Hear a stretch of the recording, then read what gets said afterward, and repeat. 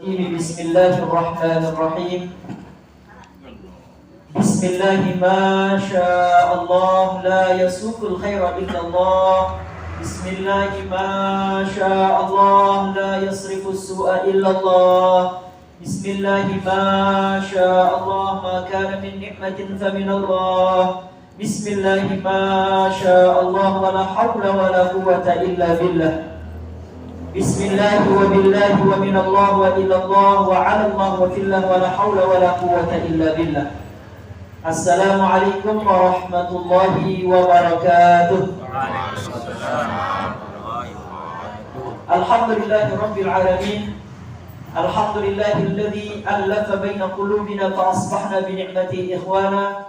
والصلاة والسلام على سيدنا محمد طب القلوب ودوائها وعافية الأبدان وشفائها ونور الأبصار وضيائها وعلى آله وصحبه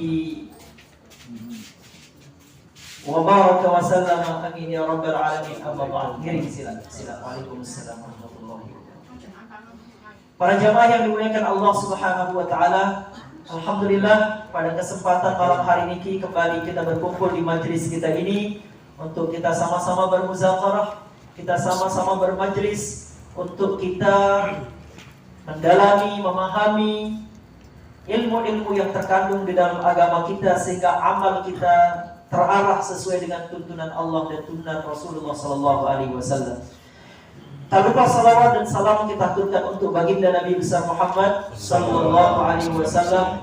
Mudah-mudahan kita tetap saling mengingatkan untuk tetap menghidupkan salawat untuk baginda Nabi sallallahu alaihi wasallam. Karena bersalawat untuk baginda Nabi sallallahu alaihi wasallam adalah miftahu kulli syai'. Bersalawat itu adalah kunci pembuka segala sesuatu. Karena Allah Subhanahu wa taala begitu cinta kepada baginda Nabi Muhammad sampai baginda Nabi Muhammad digolongkan oleh Allah taala sebagai kekasihnya.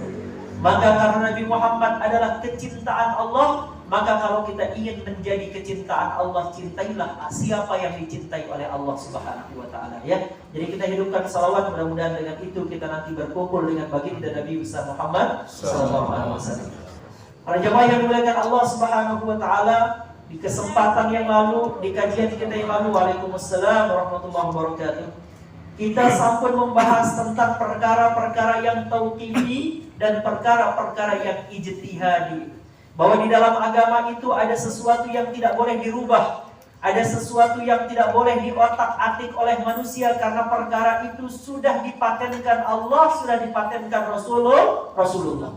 Satu contoh kemarin yang sudah kita bahas tentang perkara tauqifi itu adalah sholat. Di dalam sholat itu tidak boleh ada ijtihad, karena itu perkara tauqifi, telah ditetapkan Allah, telah ditetapkan Rasulullah. Oleh karena itu baginda Nabi bersabda, "Shallu kama ra'aitumuni usalli", salatlah kalian sebagaimana kalian melihat aku salat. Maka kalau ada salat yang berbeda dengan salatnya baginda Nabi, maka salat itu mardudatun indallah, tertolak di sisi Allah karena ia melanggar perkara-perkara tauqifi. Kalau salat berjamaah ada perintah untuk meluruskan shaf, makanya istawu sufufakum, meluruskan shaf. Bahkan meluruskan shaf bagian dari kesempurnaan salat. Ini sudah diajarkan baginda Nabi. Kalau ada orang sholat, safnya tidak dibenarkan, tidak diluruskan, tidak dirapikan, melanggar saf yang diperintahkan baginda Nabi, maka orang seperti itu berarti mardudatun indallah. Ada orang misalnya sholat, padahal baginda Nabi mengajarkan sholatnya perempuan itu adalah khalfar rijal, dia di belakang laki-laki. Gak boleh perempuan campur laki, namanya ikhtilaf. Maka kalau ada orang bercampur sholatnya laki perempuan dalam satu shaf, maka berarti sholat orang itu mardudatun indallah. Kenapa? Dia melanggar yang tauqifi di sisi Allah. Berbeda dengan perkara ijtihadi. Ada perkara-perkara yang tidak pernah ada di zaman baginda Nabi, kemudian muncul di zaman kita, maka itu membuka ruang ijtihad. Maka para ulama yang sampai pada derajat mujtahid boleh beristihad. Imam Malik, Imam Abu Hanifah, Imam Malik, Imam Asy-Syafi'i, Imam Ahmad bin Hanbal termasuk mujtahid mutlak. Di bawahnya lagi ada namanya mujtahid muqayyad, mereka boleh beristihad. Di zaman sekarang susah mencari orang yang bisa beristihad, karena syarat sebagai seorang mujtahid itu banyak, harus menguasai berbagai disiplin ilmu. Maka oleh karena itulah Sekarang ijtihad dilakukan oleh lembaga atau kelompok, tidak dilakukan oleh individu-individu. Contoh, pada tahapan misalnya Hari Raya Idul Fitri, Muhammadiyah beristihad dengan hitungan hisab. Sementara Nahdlatul Ulama misalnya kemarin beristihad dengan menggunakan ru'yatul hilal. Itu namanya ijtihad. Dan semuanya benar. Tidak ada yang salah dalam ijtihad selama orang-orang yang beristihad itu memenuhi persyaratan sebagai seorang mujtahid. Mari kita sudah jelaskan tentang hukum rokok. Rokok ini nggak ada di zaman baginda Nabi. Sekarang ini baru muncul di zaman now, termasuk vape. Apa hukumnya? Ada yang mengatakan hukumnya makruh, ada yang mengatakan hukumnya haram. Semua hukum itu muncul dari hasil ijtihad dari para ulama kita. Kalau dia benar dalam ijtihad, dia dapat berapa pahala? 2. Kalau dia salah dapat berapa? Dapat 1. Ini materi yang sudah kita bahas di pekan yang lalu, malam Jumat, malam Ahad yang lalu. Mami mungkin ketinggalan, makanya tiang ulang biar ingat. Supaya nanti tidak disesatkan. Syahadat kita mau diotak-atik ini. Sholat kita sudah mulai diganggu-gugat. Besok hajinya mau diarahkan ke Depok. Nah, tuh, jadi hati-hati. Semua rukun Islam yang tauqifi itu akan dirubah. Maka kita waspada, harus kita jelaskan mana perkara-perkara yang tidak boleh dirubah. Nah, kemudian berikutnya pada malam hari ini, kita akan membahas perkara penting. Tema kita pada malam hari ini ada khawarikul adah. Sesuatu yang di luar kebiasaan manusia. Yang namanya khawarikul adah, itu adalah sesuatu yang terjadi di luar kemampuan manusia biasa. Itu namanya khawarikul adah. Di luar kemampuan orang biasa, banyak hal terjadi, banyak hal aneh terjadi. Nah, mohon diperhatikan bahwa sesuatu yang aneh di luar kemampuan manusia biasa itu ada 6 perkara. Ada berapa? Ada 6 perkara. Perhatikan, tim tuliskan satu-satu biar belum paham. Khawarikul adah namanya.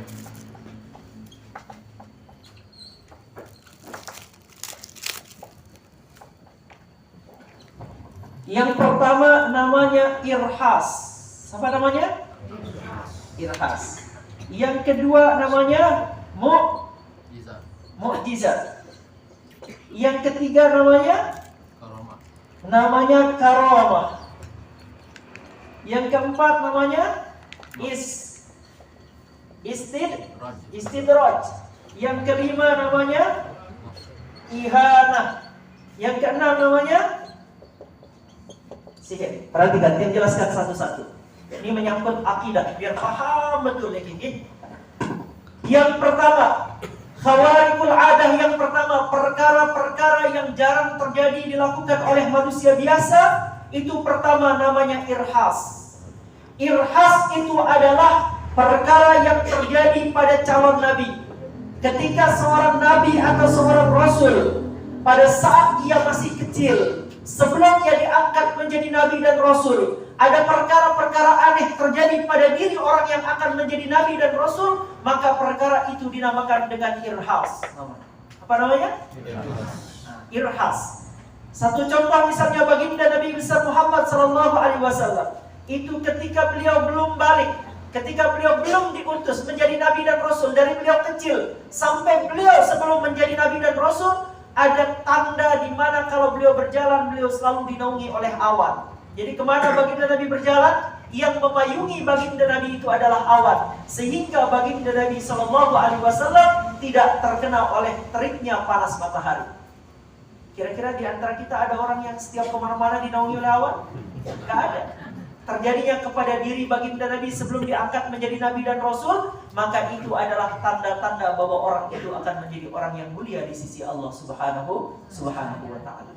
Nah, ini namanya irhas. Termasuk pada apa yang terjadi pada Nabi Daud. Nabi Daud alaihissalam sebelum diangkat menjadi nabi dan rasul, ketika itu usia beliau masih di usia remaja. Ada seorang raja yang sangat luar biasa zalim. Raja itu raja terkuat, badannya sangat besar. Raja itu berkuasa penuh, dia memerintahkan pasukan dan prajurit. Tidak ada orang bisa mengalahkan dia. Namanya Raja Jalut, namanya raja itu. Raja itu namanya Raja Jalut, gak ada yang bisa mengalahkan. Tapi Allah Subhanahu wa ta'ala mengirimkan Nabi Daud yang masih muda pada waktu itu. Masih muda sekali Nabi Daud, bayangkan. Nabi Daud alaihissalam diragukan kemampuannya dapat mengalahkan seorang raja zalim bernama Jalut. Lalu kemudian Nabi Daud alaihissalam melempari Raja Jalut itu dengan ketapel, maka yang terjadi tewaslah kemudian Raja Jalut tersebut. Barulah kemudian saat itu Nabi Daud alaihissalam menggantikan Raja Jalut itu menjadi raja. Jadi di usia muda dia sudah sangat kuat Nabi Daud itu. Nah, itu namanya apa? Itu namanya irhas. Nabi Musa alaihissalam sebelum beliau diangkat menjadi Nabi dan Rasul, pada saat masih muda, Nabi Musa alaihissalam belum diangkat jadi Nabi Rasul. Waalaikumsalam. Nabi Musa alaihissalam itu kekuatannya sama dengan kekuatan 70 orang terkuat. Jadi satu orang Nabi Musa itu sama kekuatannya dengan 70 kekuatan orang paling kuat. Kumpulkan 70 orang paling kuat Nabi Musa sendirian, maka sebanding kekuatan 70 orang terkuat itu dengan kekuatan Nabi Musa alaihissalam. Tidak memukul orang Nabi Musa alaihissalam, melerai orang berkelahi saja. Terlalu keras Nabi Musa melerai orang berkelahi. Orang berkelahi itu bisa meninggal dunia, disebabkan karena sentuhan tangan Nabi Musa alaihissalam. Saking kuatnya Nabi Musa alaihissalam. Makanya Nabi Musa yang umat Nabi Muhammad itu adalah Sayyidina Umar bin Khattab. Sayyidina Umar itu memiliki kekuatan seperti Nabi Musa alaihissalam. Setiap tanda-tanda atau keanehan-keanehan di luar kebiasaan manusia yang terjadi pada diri orang yang akan menjadi Nabi dan Rasul dinamakan dengan irhas. Itu yang pertama. Yang kedua, sesuatu yang aneh yang terjadi di luar kebiasaan manusia yang kedua dinamakan mukjizat. Ini khusus terjadi pada diri Nabi dan Rasul setelah ia diangkat menjadi Nabi dan Rasul. Jadi hal yang tidak mungkin dilakukan manusia, tapi mungkin terjadi pada diri Nabi dan Rasul setelah dia diangkat menjadi Nabi dan Rasul. Itu namanya mukjizat, untuk menguatkan bukti bahwa dia itu adalah utusan Allah Subhanahu wa ta'ala. Contoh mukjizat, Nabi Daud alaihissalam itu kalau membaca Zabur, suara Nabi Daud alaihissalam itu indah dan merdu sampai burung-burung berkicau yang terbang itu berhenti dulu karena mendengarkan indahnya suara Nabi Daud alaihissalam. Itu mukjizat Nabi Daud alaihissalam. Nabi Sulaiman alaihissalam setelah diangkat dia menjadi Nabi dan Rasul, maka Nabi Sulaiman alaihissalam diberikan oleh Allah Ta'ala begitu banyak mukjizat. Di antaranya Nabi Sulaiman dapat berbicara dengan hewan, tidak hanya dengan semut. Nabi Sulaiman bisa bicara dengan cacing. Kalau makhluk yang kecil saja bisa diajak bicara oleh Nabi Sulaiman, apalagi makhluk yang besar. Semut saja yang berada di dalam lubangnya bisa diajak dialog oleh Nabi Sulaiman alaihissalam, dan itu adalah mukjizat yang Allah berikan kepada Nabi Sulaiman. Kemudian Nabi Musa alaihissalam diberikan oleh Allah Ta'ala juga banyak mukjizat. Di antara mukjizat Nabi Musa alaihissalam adalah Allah Ta'ala berikan ia tongkat yang mana tongkat itu dapat membelah lautan. Jadi begitu dipukulkan tongkat itu di lautan, lautan terbelah. Itu mukjizat Nabi Musa alaihissalam. Dan ada juga mukjizat yang Allah Ta'ala berikan kepada Nabi Isa alaihissalam. Nabi Isa ketika kecil belum jadi Nabi, itu Allah Ta'ala berikan tanda irhas bahwa beliau bisa berbicara saat beliau masih bayi.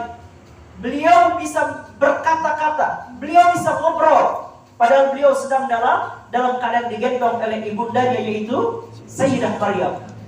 Itu irhas. Begitu beliau diutus menjadi Nabi dan Rasul, Nabi Isa alaihissalam kemudian diberi oleh Allah Ta'ala mukjizat izin untuk menghidupkan orang yang mati. Menghidupkan orang yang mati. Makanya kenapa pada masa Nabi Isa alaihissalam, saking luar biasanya mukjizat Nabi Isa alaihissalam, kalau dia menyentuh orang yang sakit, orang buta disentuh Nabi Isa sembuh. Orang sakit misalnya, sakit apa misalnya, terkena virus apa, Nabi Isa alaihissalam menyentuh orang sakit sembuh. Orang yang mati dengan izin Allah dihidupkan oleh Nabi Isa alaihissalam. Saking dahsyatnya mukjizat Nabi Isa alaihissalam, sampai pada waktu itu orang berkeyakinan kalau Nabi Isa adalah Tuhan. Dijelaskan dalam Al-Quran, dikatakan bahwa Uzair ibnullah wa Isa ibn Maryam ibnullah. Dikatakan pertama-tama dulu ada namanya Nabi Uzair. Nabi Uzair itu dia tidurnya ratusan tahun. Itu dikatakan anak Allah. Lalu Nabi Isa alaihissalam bisa menghidupkan orang mati, dikatakan anak Allah. Padahal mereka adalah para Nabi dan Rasul. Waalaikumsalam warahmatullahi wabarakatuh. Padahal mereka adalah Nabi dan Rasul yang diberikan mukjizat. Jadi Nabi Isa alaihissalam bisa menghidupkan orang mati adalah mukjizat, bukan menunjukkan dia anak Tuhan, bukan menunjukkan dia adalah Tuhan. Lalu kemudian baginda Nabi Muhammad SAW diberikan mukjizat yang terbanyak oleh Allah Ta'ala, dan diberikan mukjizat yang terhebat oleh Allah Ta'ala kepada baginda Nabi Muhammad. Semua mukjizatnya para nabi berkumpul di dalam diri baginda Nabi besar Muhammad SAW. Siapa kira-kira nabi yang paling hebat? Tadi Nabi Musa tongkatnya bisa belah lautan, ya enggak? Nabi Musa ketika berdiri di tengah laut, di pinggir lautan, dia pukulkan tongkat atas perintah Allah, terbelah lautan. Tapi baginda Nabi Muhammad SAW dengan telunjuk beliau membelah rembulan yang belah. Jadi bulan itu dibelah oleh Nabi Muhammad. Lalu kemudian dipisahkan antara kedua bulan. Baru sekarang ditemukan, ternyata ada penelitian yang menemukan bahwa bulan itu pernah terbelah. Itu mukjizat siapa? Nabi Muhammad. Kalau Nabi Isa alaihissalam tadi bisa menghidupkan orang mati. Kalau orang mati punya nyawa, pasti bisa dihidupkan, iya enggak? Dengan izin Allah. Tapi baginda Nabi Muhammad bukan manusia saja yang dihidupkan oleh Nabi Muhammad. Suatu hari di hari Jumat, para sahabat mendengarkan suara sesuatu yang sangat mengerikan, suara tangis yang sangat mengerikan. Sampai sahabat heran, ini kok suara tangisnya bikin kita merinding. Siapa sih yang menangis sampai sedahsyat ini tangisnya? Lalu para sahabat mencari suara tangis itu, tidak ditemukan.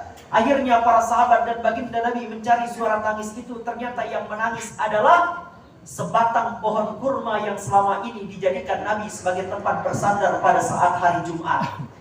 Maka batang kurma itu menangis, ya Rasulullah, aku sekarang sudah tidak bisa berada di dekat engkau ya Rasulullah, karena aku sudah diganti oleh mimbar yang bagus. Aku ingin selalu di dekat engkau ya Rasulullah. Maka Rasulullah memeluk batang kurma ini. Bahasa kita gerege.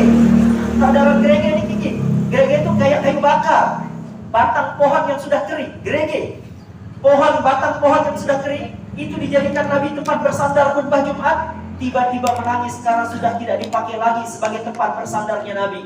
Maka baginda Nabi memeluk batang pohon kurma itu. Lalu kemudian batang pohon kurma itu berhenti menangis. Nabi katakan, B, saya berikan kamu pilihan. Mana yang kamu pilih? Sekarang bersama saya menjadi sandaran saya saat khutbah, atau nanti kamu bersama saya di dalam surga. Asalkan ada engkau dalam surga, saya ikut engkau ke dalam surga ya Rasulullah. Itu batang kurma saja bisa menangis. Bayangkan kalau Nabi Isa manusia yang dihidupkan, dan kalau Nabi Muhammad yang tidak hidup pun hidup oleh baginda Nabi besar Muhammad sallallahu alaihi wasallam. Dan salah satu mukjizat luar biasa Nabi Muhammad.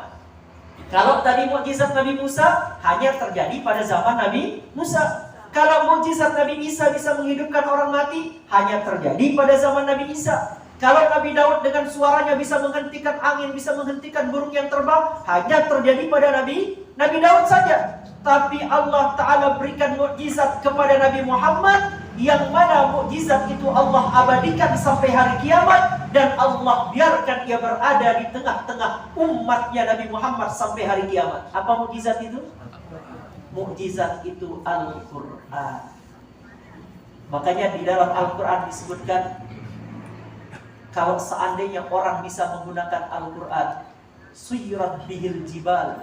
Jadi Al-Quran itu bisa berlaku untuk apa saja. Ada satu kasus, itu sungai kering, gak punya air. Jadi sungai kering. Sungai ini gak punya air. Tapi kemudian dibacakan Al-Quran di sungai itu. Ada ulama datang ke sana. Ini ada apa yang terjadi? Kami sudah lama kekeringan hingga bisa keluar air. Maka ulama itu berdoa, dibacakan ayat pada aliran air itu. Tiba-tiba muncul mata air dari aliran sungai yang kering tadi, dengan sebab menjadikan Al-Quran sebagai mukjizat. Kalau kita mau sekarang, kalau tadi Nabi Isa, di zaman Nabi Isa nyentuh orang sakit sembuh, nyentuh orang bisu sembuh, ya enggak? Nyentuh orang buta sembuh. Sekarang jangankan Nabi Muhammad, umat Nabi Muhammad pun bisa melakukan apa yang dilakukan oleh Nabi Isa alaihissalam dengan Al-Quran. Coba nanti cek di YouTube, ada namanya Syekh Mala Ali Al-Qurdi namanya. Beliau setiap menyentuh orang, dia baca hanya 3 ayat saja.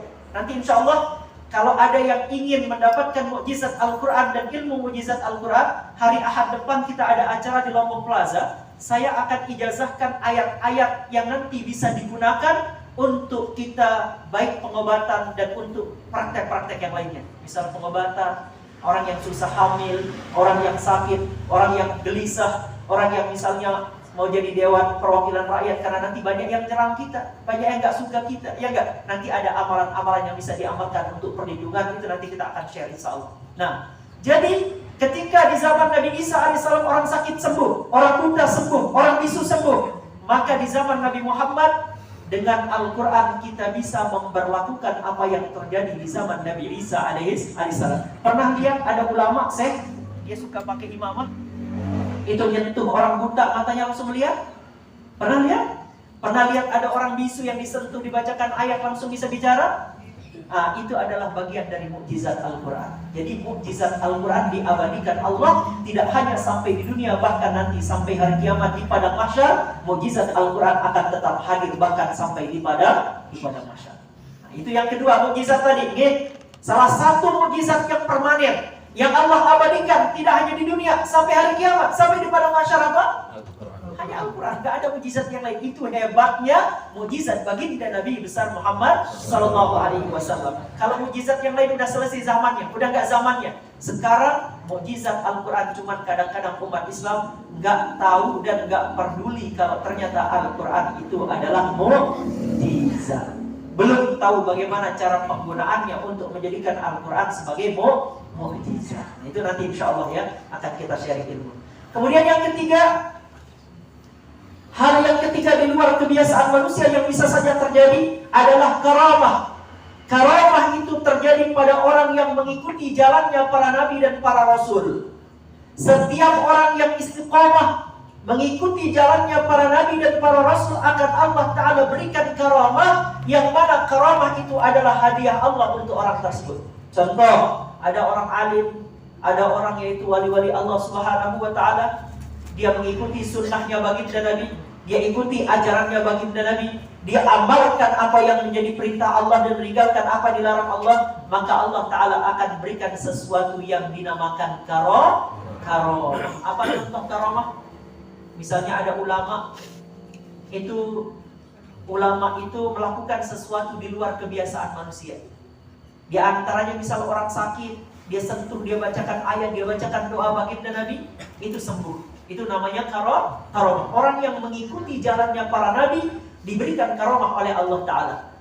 Ada kemudian ulama misalnya, itu selain karamah yang terlihat seperti tadi, banyak sekali karamah. Misalnya kayak Habib Umar Al-Hafiz, itu diberikan karamah oleh Allah Ta'ala dulu di awal beliau dakwah. Ada videonya, itu beliau dakwah, itu di atas mimbar beliau lagi berdoa. Dia berdoa kepada Allah dalam ceramahnya. Itu ketika beliau berdoa, Allah bukakan mukasyafah bagi orang yang hadir di majelis beliau. Diperlihatkan oleh Allah mukasyafah. Yang namanya mukasyafah, dibukakan hijab, diberikan pandangan-pandangan yang tidak bisa dipandang orang lain. Apa yang terjadi? Ratusan orang di majelis beliau meninggal dunia. Meninggal dunia karena gak tahan melihat apa yang ada dalam mukasyafah mereka. Mereka diperlihatkan kenikmatan-kenikmatan, lalu ratusan orang meninggal dunia. Ada videonya. Akhirnya kemudian salah seorang syekh di sampingnya cukup mengatakan cukup. Artinya udah jangan sampai terbuka mukasyafah, semua orang yang ingin meninggal dunia nanti. Nah, itu salah satu karamah. Habib Umar Al-Hafiz juga pernah waktu ceramah, kemudian pada saat itu di depan murid beliau tiba-tiba lafaz Allah, lafzul jalalah itu di kening beliau, muncul di sini. Setelah beliau ngajar, kemudian muridnya memberitahukan beliau, wahai Tuan Syekh, tadi saat engkau mengajar, aku melihat dan kami semua melihat ada lafaz Allah bertuliskan di wajah engkau, wahai Tuan Syekh. Maka beliau berdoa, ya Allah, jangan engkau jadikan ini sebagai fitnah, ya Allah, hilangkan ya Allah. Hilang. Tapi kemudian kemarin muncul di jenggot beliau lafaz Allah itu. Nanti lihat, ada. Muncul video saat beliau mengajar, muncul lafaz Allah. Itu tanda bahwa beliau itu adalah orang yang mengikuti sunnahnya baginda Nabi besar Muhammad SAW. Tuan guru kita banyak. Ada di antara tuan guru kita dulu yang pernah meninggal dunia di Mekah sampai menghebohkan tanah haram. Kenapa? Karena pada hari itu tiba-tiba muncul bau wangi di seluruh penjuru Masjidil Haram. Bau wangi itu muncul di Mekah. Ternyata usut punya usut, bau wangi itu muncul dari salah seorang jamaah yang meninggal dunia di Mekah, dan beliau adalah seorang tuan guru, dan itu adalah orang Lombok. Itu. Nah, itu contoh karamah. Bahkan banyak karamah tuan guru kita begitu dimakamkan jasad hilang. Contoh tuan guru Treteter. Tuan Guru Ahmad Tretetet itu ketika beliau meninggal dunia yang dimakamkan orang apa? Hanya kain kafan, jasadnya hilang. Tuan Guru Saleh Hambali contoh. Tuan Guru Saleh Hambali, Tuan Guru Bekal yang mana namanya diabadikan sampai sekarang.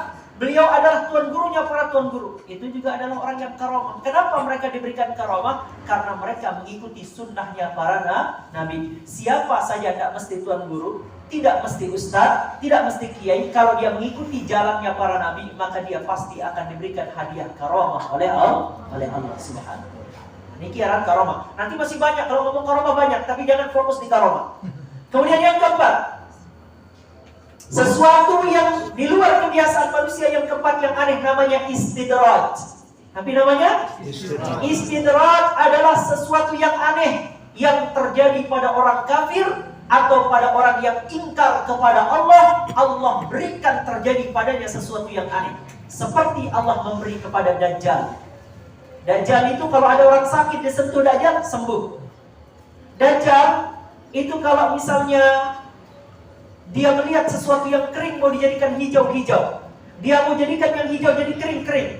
Dajjal itu kalau nanti ada orang mati di akhir zaman, dia hidupkan orang mati. Itu Dajjal. Padahal dia tidak beriman, padahal dia ingkar kepada Allah, tapi Allah izinkan terjadi pada Dajjal. Siapa yang istiqomah ingkar kepada Allah, dia akan mendapatkan namanya istidraj. Istidraj itu adalah sesuatu yang aneh sebagai bentuk kemurkaan Allah pada orang itu. Itu namanya istidraj. Falamma nasu ma dzukiru bihi fatahna alaihim abwaaba kulli syai' hatta idza farihu bima utu akhadnahum baghtatan fa idza hum mublisun. Itu ayatnya. Jadi apa artinya? Ketika mereka lupa dari peringatan Allah, ketika orang sudah mulai meninggalkan Allah, mungkin ada orang nggak sholat, mungkin ada orang nggak puasa, mungkin ada orang nggak bayar zakat, mungkin ada orang rajin maksiat. Tapi kemudian kok rizkinya banyak, kok dia kaya, kok dia baik-baik saja, nggak ada apa-apa, bahkan dia lancar-lancar saja usahanya. Padahal dia maksiat, padahal dia meninggalkan sholat. Apa artinya? Orang itu sedang diberikan istidraj oleh Allah. Fatahna alaihim abwaaba kulli syai'. Kami bukakan baginya pintu-pintu segala sesuatu. Apa aja melene terbengwah. Tapi Allah sedang marah. Bengwah pokoknya.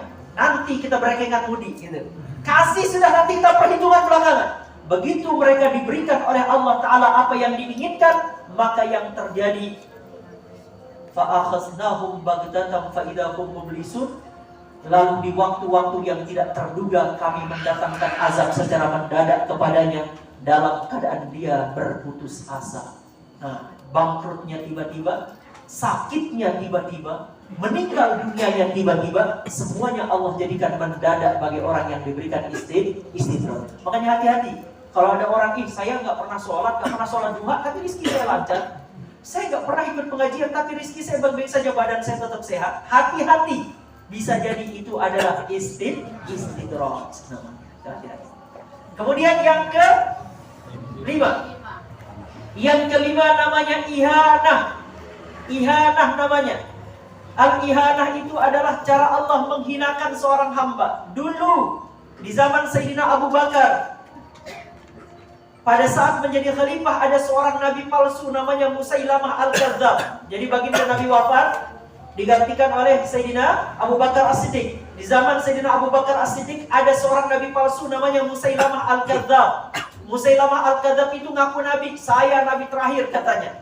Lalu kemudian ketika dia mengaku nabi terakhir, maka ada sebuah sumur. Ada sebuah sumur itu airnya sedikit, dia mau kering. Dulu di zaman baginda Nabi kalau ada sumur kering, baginda Nabi ludahi sumur itu, air di sumur itu naik. Jadi banyak airnya, karena baginda Nabi adalah Nabi, diberikan mukjizat oleh Allah. Nah sekarang dia ditantang, Musailamah Al-Kadzdzab, kalau memang betul kau adalah Nabi, buktikan dulu baginda Nabi ketika masih hidup, ketika ada sumur yang kering, beliau meludahi sumur itu menjadi, naiklah air dari sumur itu.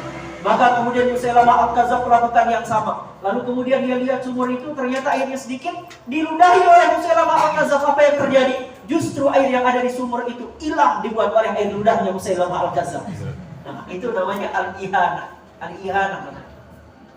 Baginda Nabi SAW itu pernah di satu keadaan itu ada sahabat yang tiba-tiba matanya karena perang, itu matanya keluar karena penyakit virus kan, setelah perang lalu kemudian kena virus, matanya sampai ke sini keluar. Mata sahabat itu keluar. Sampai akhirnya dia datang kepada baginda Nabi SAW, ya Rasulullah, mata saya seperti ini ya Rasulullah. Maka akhirnya Rasulullah mengatakan, ya sudah sini. Akhirnya dibawa dekat, lalu kemudian baginda Nabi memasukkan kembali bola mata, dibacakan kemudian doa oleh baginda Nabi. Mata orang itu kembali sehat seperti tidak pernah terjadi penyakit pada mata orang itu. Itu mukjizat. Lalu di masa Musailamah Al-Kadzdzab, itu ada orang sakit mata sama kayak gitu. Sakit mata, cuma matanya nggak keluar, sakit mata. Minta didoakan supaya sembuh karena dia Nabi.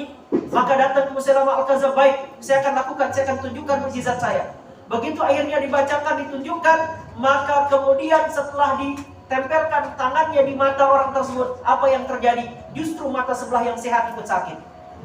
Nah, itu namanya ihana. Cara Allah membuktikan kebohongan orang yang mengaku Nabi. Itu ihana. Allah ingin menghinakan sehingga dia terjadi justru apa yang sebaliknya dari apa yang orang itu inginkan. Kemudian yang keenam, perkara-perkara di luar kebiasaan manusia yang terjadi. Yang keenam adalah sihir. Apa itu sihir? Sesuatu yang terjadi karena orang itu minta pertolongan kepada selain Allah dengan menggunakan mantra-mantra yang menyebutkan nama-nama jin atau raja-raja jin. Nah, ini setelah azan yang jelaskan. Setelah azan kita jawab azan.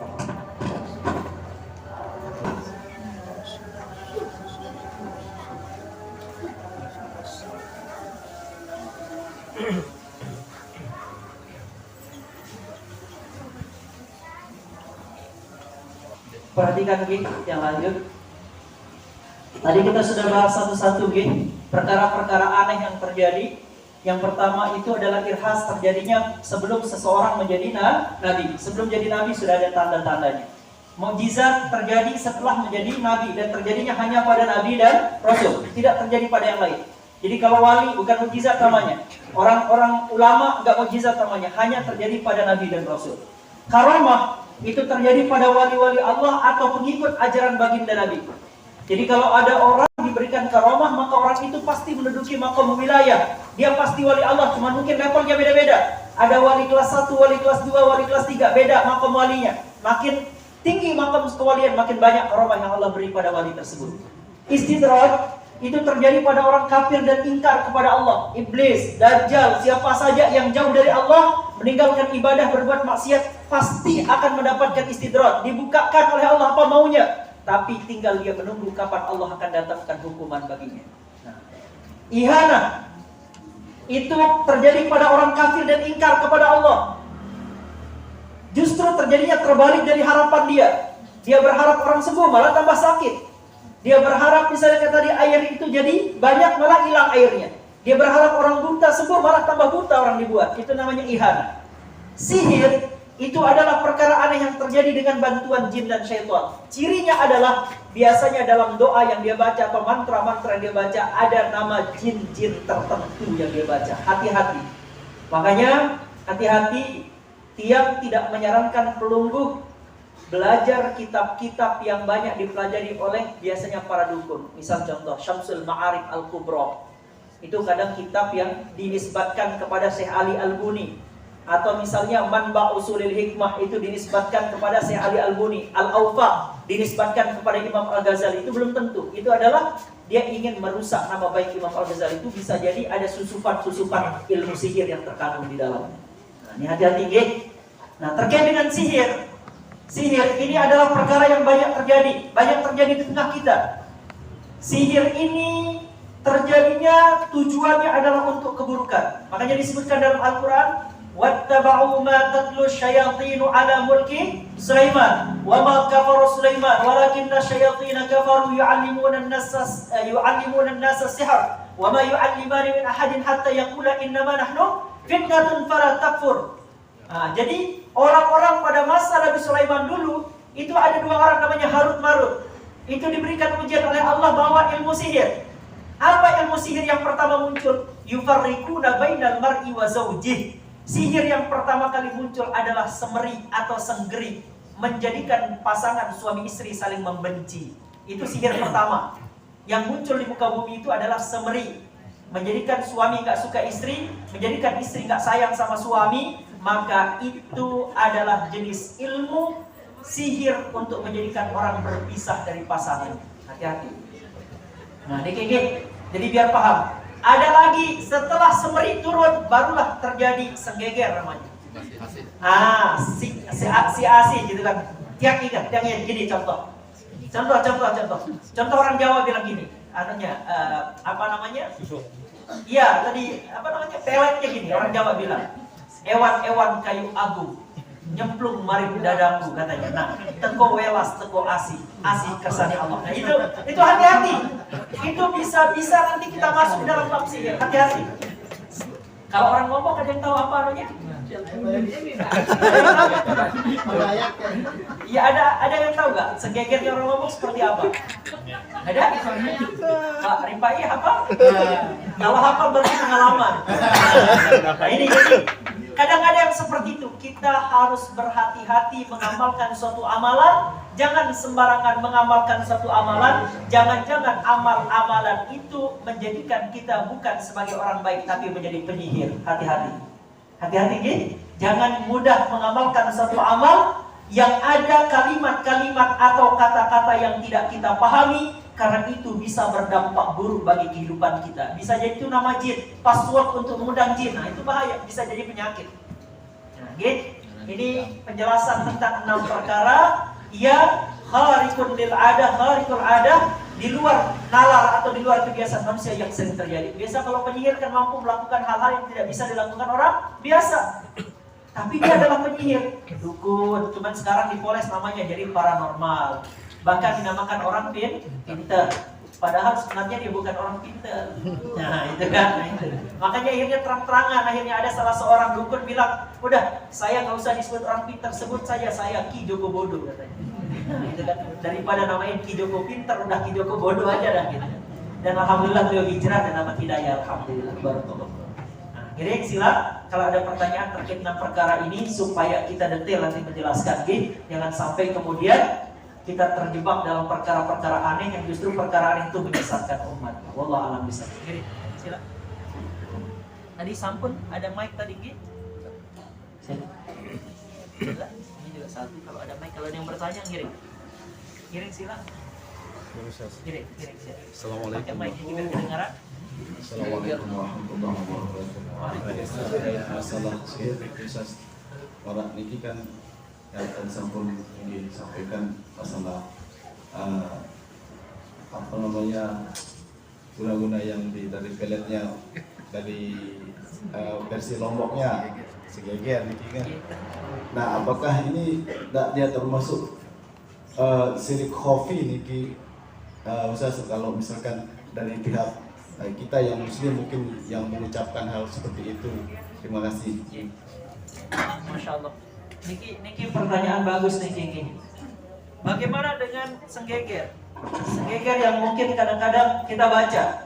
Kalau senggeger itu tidak sesuai dengan Al-Quran, tidak sesuai dengan Sunnah, berarti itu namanya senggeger non syar'i. Tidak syar'i senggegernya ya. Nah, itu senggeger yang tidak mutabaroh. Artinya amalan senggeger yang dibaca bisa saja mengandung nama-nama jin atau nama-nama syaitan. Siapa yang mengamalkan itu maka dia jatuh kepada syirik, tidak hanya khofi, tapi syirik yang jelas, syirkun jali. Syirik yang jelas syirik itu nggak boleh. Tapi kalau dia senggeger, Ustaz, boleh nggak saya wasilah tawassul supaya orang itu suka sama saya tawassul dengan membaca ayat Al-Quran. Apa ayatnya? Silahkan baca. Bunyinya gini, Ustaz. وَإِذْ قَالَ يُوسُفُ لِأَبِيهِ يَا أَبَتِ إِنِّي رَأَيْتُ أَحَدَ عَشَرَ كَوْكَبًا وَالشَّمْسَ وَالْقَمَرَ رَأَيْتُهُمْ لِي سَاجِدِينَ. Apa niatnya? Supaya orang itu cinta dan takluk hatinya kepada saya. Boleh tidak? Boleh. Karena Al-Quran bisa dipakai, kan tujuannya kebaikan biar orang cinta sama kita. Boleh kalau dia pakai Al-Quran. Ustaz, boleh nggak saya lepas senggeger pakai azan supaya orang suka? Boleh. Kalau orang suka supaya semua orang suka, boleh. Tapi kalau yang ditarget janda yang satu sampai orang nggak bisa tidur, nggak boleh. Gitu. Nah, saya suka janda itu, pokoknya yang saya kenai hanya janda itu pakai azan, nanti biar dia nggak bisa tidur, nggak boleh. Nah, tapi biar orang semua senang mendengarkan azan, biar semua orang datang ke masjid, segeger-geger ya lalu ke masjid, boleh. Maka yang perlu diperhatikan adalah niatnya, dan yang kedua yang diperhatikan adalah caranya. Apa yang dilakukan untuk melakukan hal tersebut. Nah, ini biar dipahami. Termasuk juga dalam pengobatan penyakit. Ada yang sakit, kemudian tiba-tiba datang ke dukun, di dukun dikasih hal-hal yang berbau sihir, misalnya contoh, oh sida sakit nih, sakit sida ini disebabkan syaitan, sida harus nebus kado ayam birang. Mulai dari kaki sampai semua sayapnya, sampai gigi-gigi ayamnya harus hitam misalnya. Maka kalau kita lakukan, bawa kita tebus dengan ayam hitam itu, maka kita sudah jatuh dalam syirkun jali, syirik yang terang-terangan, membatalkan iyyaka na'budu wa iyyaka nasta'in. Oke, jadi biar kita paham ini. Silakan kalau ada pertanyaan yang lainnya. Ngirim.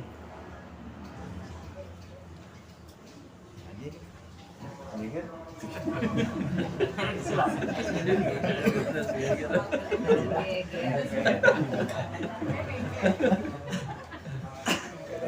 Ngirim silakan. Dikasih mic biar ini kedengeran ya. Assalamualaikum warahmatullahi wabarakatuh. Waalaikumsalam. Ini saya mau tanyakan masalah doa Ustaz yang diterangkan sama Profesor Doktor ini, banyak dia gelarnya ya. Katanya tidak boleh ini berdoa banyak-banyak katanya. Allah ya Rob, mantap. Terlalu minta katanya, Sama lebih Allah. baik memberi katanya daripada minta. Bagaimana ini Ustaz? Masya Allah, luar biasa. Assalamualaikum warahmatullahi wabarakatuh. Kayaknya perlu kita cek dari mana dia dapat profesor, dari mana dia dokter, sanad ilmunya, siapa gurunya, di kampus mana dia belajar, perlu dicek. Apa bacaan, buku bacaan yang sering dia baca, kita cek. Begini, justru perbedaan Allah dengan makhluk, Khalik dengan makhluk, Allah dengan kita. Kalau kita orang datang suka minta sama kita, kita marah, benar tidak? Kalau orang datang ketuk pintu kita, hampir tiap malam pasti kita marah. Yuk, sida-sida doang, seganggu kita istirahat, ya enggak? Tapi kalau Allah Subhanahu wa Ta'ala, justru Allah sangat cinta, Allah sangat suka, Allah sangat sayang pada hamba yang banyak meminta kepada Allah. Sampai-sampai Sayyidina Umar bin Al-Khattab mengatakan, jangankan yang besar, aku pun meminta kepada Allah perkara garam di dapur, katanya. Jadi Sayyidina Umar bin Khattab mengatakan, bahkan persoalan garam saya minta kepada Allah. Apa artinya? Saya ingin menunjukkan bahwa saya lemah di hadapan Allah yang menyediakan semuanya ini adalah Allah. Maka jangan tinggalkan berdoa. Makanya bagi dia apa kata Sayyidina Umar bin Khattab? Tidak penting bagi saya doa saya dikabulkan atau tidak, gak penting. Yang terpenting bagi saya adalah saya sudah berdoa menunjukkan kelemahan saya di hadapan Allah. Masalah doa kita dikabulkan atau tidak bukan urusan kita. Urusan kita adalah berdoa karena doa itu perintah Allah. Ud'uni, minta kepadaku. Ada batasannya enggak? Enggak ada. Kita mau minta apa saja, memohon apa saja, urusan dunia ke, urusan akhirat ke, minta kepada Allah. Karena Allah Ta'ala kalau mengabulkan semua doa hambanya manusia ini, tidak akan pernah mengurangi setitik pun dari kemahakuasaan Allah. Itu Allah. Jadi Allah itu punya gudang, yang gudang kekuasaan Allah tidak akan berkurang dengan dia mengabulkan apa yang menjadi doa-doa kita. Maka beda kalau sama Allah, dianjurkan kita banyak-banyak berdoa kepada Allah, sampai orang yang berdoa itu sendiri bosan dengan doanya. Kalau Allah nggak pernah bosan, Allah nggak pernah bosan dengan doa kita. Sampai kita ini bosan berdoa kepada Allah, itu berdoa terus minta kepada Allah. Dan apa yang didapatkan oleh orang yang berdoa? Dia punya video pendek, itu di Instagram sama di Facebook. Itu yang jelaskan ada 3 cara Allah mengabulkan doa. Mohon didengarkan ini 3 cara Allah mengabulkan doa. Cara pertama, Allah kabulkan saat kita di dunia. Apa yang kita minta dikabulkan Allah. Cara yang kedua, Allah mengabulkan doa kita dengan menghindarkan kita dari musibah yang sudah tercatat menjadi takdir kita di Lauhil Mahfuz. Contoh, ada orang takdirnya meninggal dunia. Dia meninggal dunia ini takdirnya, sudah tercatat tanggal waktu kapan dia meninggal dunia. Tapi karena dia banyak berdoa kepada Allah, maka Allah kemudian berubah takdir orang tersebut. Ya sudahlah malaikat, ini kan kekuasaan saya, ini kan tergantung saya. Sudahlah, ubah untuk hamba saya. Kalau hamba saya, la yastakhiruna sa'atan wa la yastaqdimun, ya enggak? Kalau mati enggak bisa dimundurkan, enggak bisa dimajukan. Tapi yang bisa memundurkan dan memajukan siapa? Kalau manusia enggak mungkin, tapi yang mungkin adalah Allah. Maka dengan doalah hidup kita bisa diperpanjang. Bagaimana caranya? caranya banyak-banyak doa. Makanya ada doa selamat, ya enggak? Ada doa panjang umur, kita sering baca. Makanya baginda Nabi bersabda, ad-doa mukhul ibadah. Doa itu otaknya, kunci ibadah. Kemudian dalam hadis yang lain beliau bersabda, mengatakan la yaruddul qada illa doa. Gak ada yang bisa rubah takdir selain doa. Maka kita harus banyak berdoa. Kalau ada profesor, doktor yang mengatakan tidak boleh banyak-banyak berdoa, sebaiknya banyak memberi, berarti dia menyamakan Allah dengan makhluk. Itu yang gak boleh syirik gitu. Gak boleh dia nyamain Allah itu dengan makhluk. Dia pikir Allah itu kayak dia gitu kan. Kalau dia wajar ditutup pintunya, gak mau karena dia manusia gitu kan. Nah, tapi kalau Allah, sila. Ada pertanyaan tadi di belakang. Sila.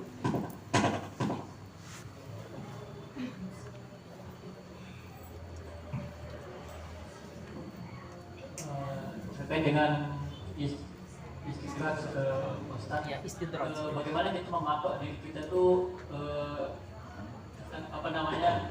istidrak atau memang rezeki dari Allah gitu. Sedangkan kita misalkan kita hanya melakukan ibadah-ibadah yang wajib-wajib saja, karena sudah kayak duha, tahajud segala macam. Bagaimana kita mematok diri kita? Mantap. Terkait dengan istighfar. Masya Allah. Ini terkait dengan istidrak pertanyaannya.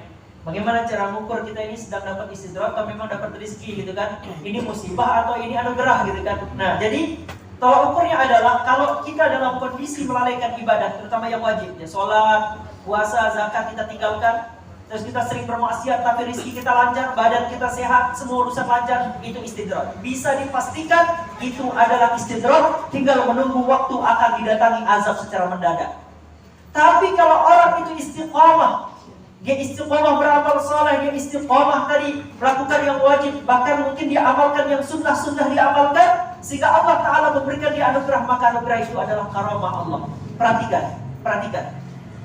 Di antara 6 perkara aneh yang terjadi ini, yang paling tinggi makomnya adalah istiqamah. Karena kalau seandainya istidraj, orang yang tidak istiqamah ibadah bisa dapat istidraj, benar tidak?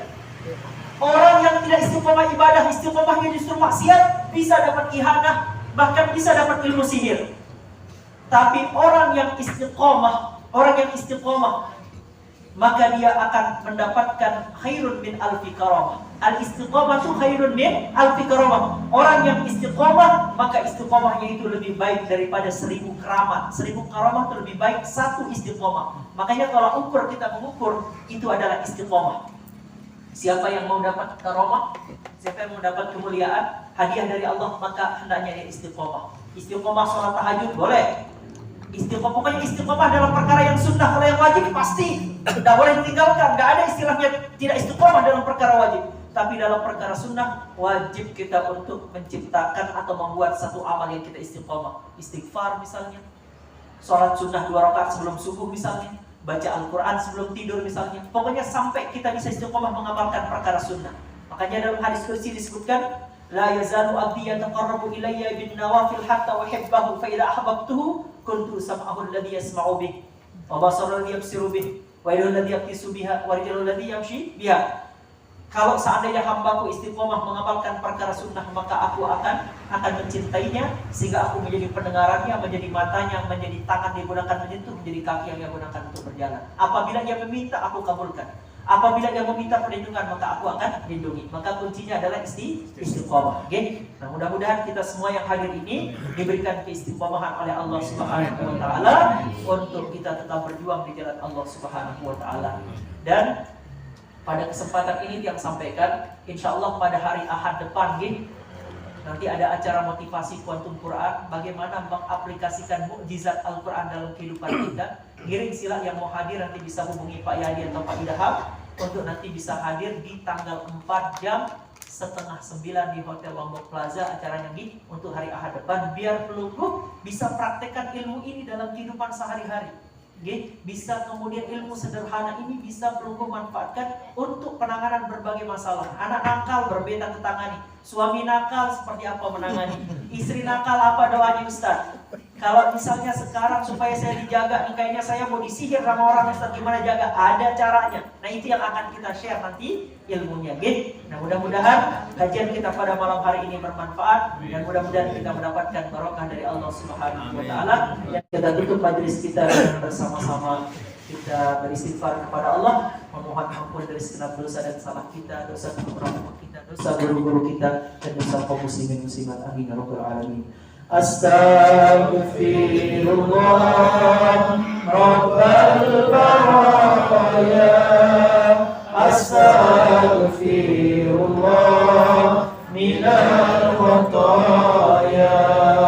Astaghfirullah Rabbal baraya. Astaghfirullah minal khataya. Astaghfirullah Rabbal baraya. Astaghfirullah minal khataya. Aqulu qali hadza hadanallahu iyyakum ajma'in ila sabilil muhtadin. Assalamualaikum warahmatullahi wabarakatuh.